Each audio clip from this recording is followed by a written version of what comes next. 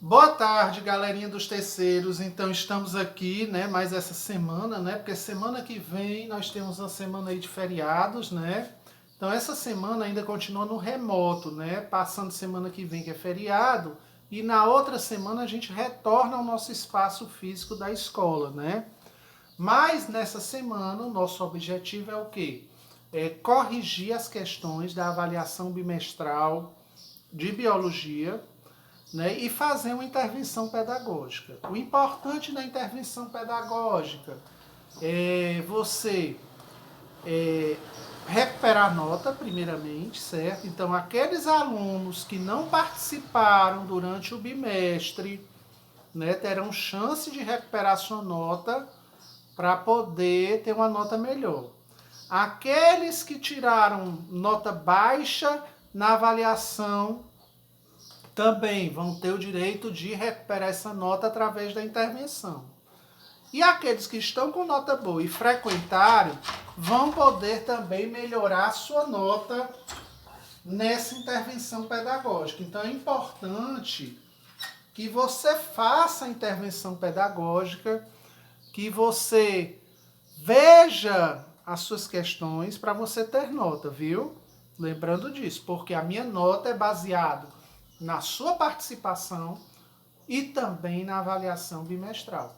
Se você não tem participação e só tem a bimestral, eu sinto muito, mas você não vai ter uma nota alta, né? Então você tem que participar. Você tem que tanto participar das aulas, como também tem que fazer as avaliações bimestrais, tá certo? Então eu quero que vocês façam a intervenção com calma, reflitam, porque também vale nota de 0 a 10, tá certo? Então vamos lá, vamos começar. Então hoje a gente vai começar a nossa aula, além da intervenção, que é o segundo momento, nós vamos corrigir a avaliação bimestral, né? Ver o que você acertou, o que você errou, fazer uma reflexão do seu aprendizado para ver como é que você está no conteúdo de biologia, certo?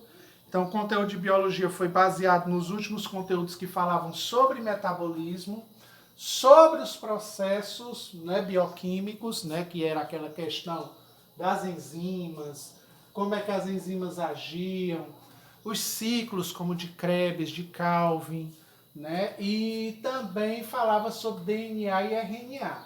Então, era entender a fisiologia, o funcionamento do metabolismo e reconhecer a nomenclatura científica na hora que se fazia a leitura do DNA e RNA, certo? Então vamos para a primeira questão. Né? Qualquer dúvida, vocês podem me chamar lá no privado do WhatsApp. Então a primeira questão, ela falava sobre um processo simples, que era o processo da fotossíntese, né? Então quem colocou essa questão foi o professor Ramon, e ele falava o seguinte, que a fotossíntese é um processo que ocorre em alguns organismos autotróficos. Quando se fala em autotróficos, são aqueles seres que produzem o seu próprio alimento, como forma de obtenção de alimento. Para a realização desse processo, vários fatores são necessários, como um pigmento verde denominado de... Qual é o pigmento verde que dá a cor à planta? No caso daí já estava bem claro que era a chamada clorofila, né? Então, a planta ela pode produzir carotenoides? Pode. Xantofila? Pode. Eritrofila? Pode. Flavonoide? Pode. Mas o pigmento que dá a cor às plantas é a clorofila, certo? E ela faz através do processo chamado fotossíntese, que é a questão da luz solar com os minerais do solo, junta-se, transforma em açúcar, né? Que tem até o ciclo de Calvin, que a gente vai falar mais ali na frente. E aí ele faz esse processo de produzir a substância chamada clorofila, certo? Então vamos para a próxima questão. Deixa eu apagar aqui.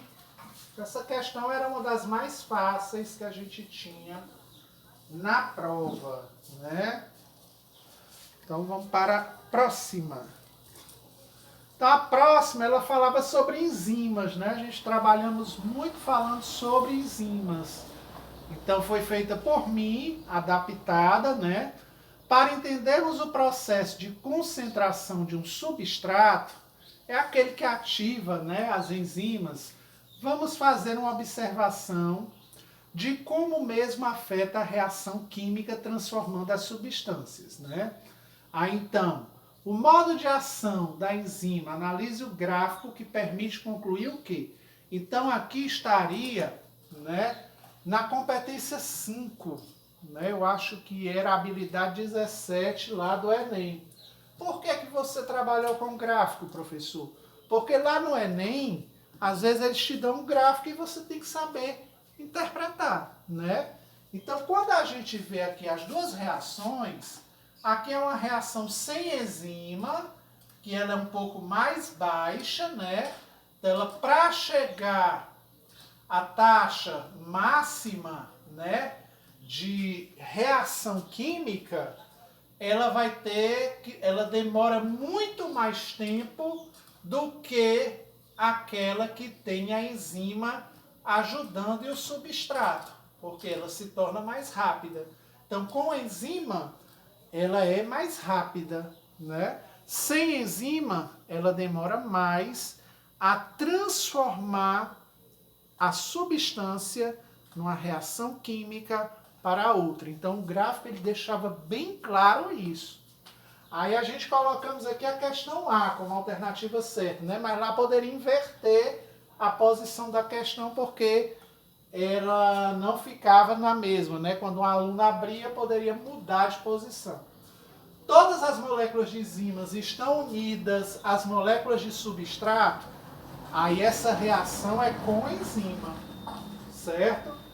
Quando a reação catalisada atinge a taxa máxima, sim. Então essa daqui estaria certa.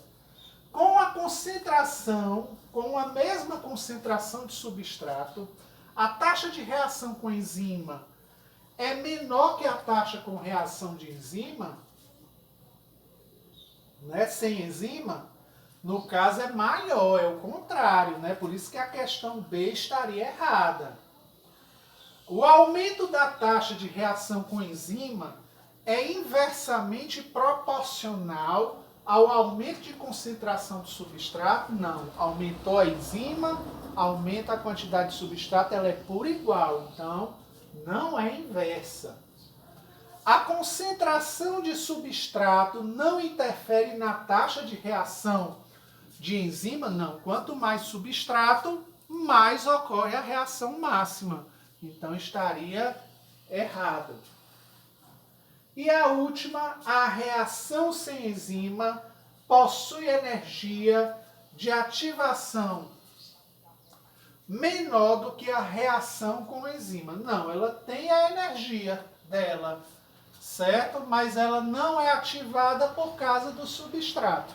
Então essa daí estaria mais ou menos, mas não estaria faltando um complemento, tá certo?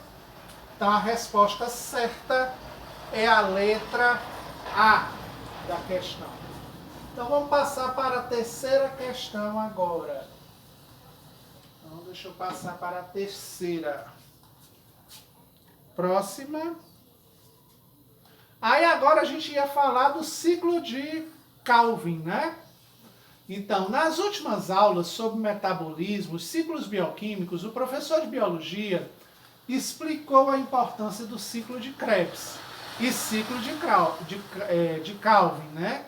No caso aí, tanto de Calvin como de Krebs, que eu falei para vocês, é para essa questão metabólica de energia, né? Aí eu falei que o ciclo de Krebs ocorria dentro da mitocôndria, aonde fazia, né, que tem no ser humano, onde fazia essa obtenção de energia. E o ciclo de Calvin, ele ocorria nas plantas, né? Então podemos observar três etapas. Aí você tinha que olhar o gráfico, né? Então tinha esse gráfico aqui e você tinha dividido aqui, ó, em 3 etapas. Etapa 1, etapa 2 e etapa 3. Se vocês tivessem pegado o livro de vocês, quem pegou, automaticamente acertou. Por quê? A primeira etapa é a da fixação. Lá no livro tinha escrito, só que eu coloquei aqui essa figura sem escrever. A segunda etapa era a redução. E a terceira etapa é a regeneração. Então, quem pegou o livro, né, ou quem sabia cada etapa dessa, que eu expliquei sobre o ciclo de Calvin, né, então saberia que aqui era a fixação do carbono. Primeira etapa, ele faz essa fixação do carbono. Depois ele faz a redução, que é a quebra da energia, para depois ter a regeneração da planta, né? Então, eram essas 3 etapas, certo? Ciclo de Krebs não existia nessa daqui. A fosforilação ela está dentro, mas só que não era uma etapa, né? Então, a glicólise, né, ela entra no ciclo de Krebs. Ó, ciclo de Krebs, todas que tinham ciclo de Krebs já estavam erradas. Então a D já estava errada, a A já estava errada, né? Aí essa daqui, fixação, redução e regeneração. Aqui já fala em fosforilação, que é no ciclo de Krebs. Então estaria errada também, certo? Então a questão matava quem usasse o livro e observasse essa mesma figura que lá tinha desenhado e colocando etapa por etapa. Outra também que eu coloquei dessa figura foi lá nos slides que estavam disponíveis para você no Google Sala de Aula e no WhatsApp, né? Que eu trabalhei com vocês nas aulas anteriores e também naqueles vídeos, né, que eu coloco antes da prova. Então, quem prestou atenção, assistiu aqueles vídeos, pode resolver essa questão com mais facilidade, né? Vamos para a próxima. Então, essa daqui teve uma parecida, eu acho, lá nos meus exercícios, né? Uma das correções dos exercícios. Foi o professor Vildomar que passou. As enzimas são biomoléculas do tipo proteínas importante e diversificada para o nosso organismo. Elas são extremamente específicas com substratos em que atuam para tentar explicar a sua especificidade. Enzima-substrato criou-se um modelo explicativo. Qual é o nome do modelo usado para explicar a especificidade da enzima do substrato? Pessoal, isso daqui eu até já falei. Chave e fechadura, né? Porque eles têm que se encaixar com a enzima com o substrato para produzir a reação química. Então era necessário o processo de chave e fechadura. Então era esse aqui. Era de biomoléculas? Não. Era modelo de molde? Não. Era o quadro de Punnett. Punnett é visto na genética, né? Aquele quadro de Punnett. Né? Era a estrutura tridimensional das proteínas. Não, ele está falando de enzima. A proteína é feita pelo DNA e RNA. Certo? Quem executa é o RNA. Quem manda fazer é o DNA. Né? Pessoal, me desculpem no vídeo aí, é porque a mãe da Ariane está ligando. Eu vou desligar aqui.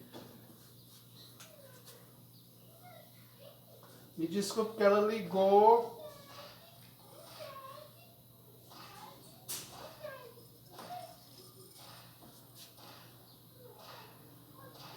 Mas vamos continuar nossa aula, viu?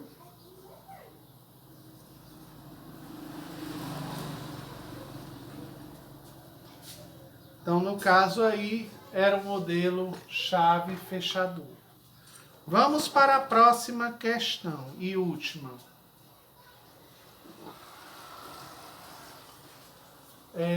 era do professor Ramon, ele falava sobre fermentação, né, que também era uma das reações bioquímicas que tinha lá no conteúdo do livro, né? Então a fermentação, ela fala o seguinte: a fermentação alcoólica é um processo importante na fabricação de pães, né? Uma vez que é graças a ela que o pão cresce. Esse crescimento ocorre devido à liberação de... Então, quando você trabalha com esses processos, né? Qual é o material que tem aqui, ó? Gás carbônico, CO2. Etanol, né? No caso aqui, é o álcool, né? Tipo um álcool, né? Tanto é que tem um combustível chamado etanol. Quando há essa quebra, né? Desse material, então no caso é uma liberação de gás carbônico para formar esse ácido pirúvico, né?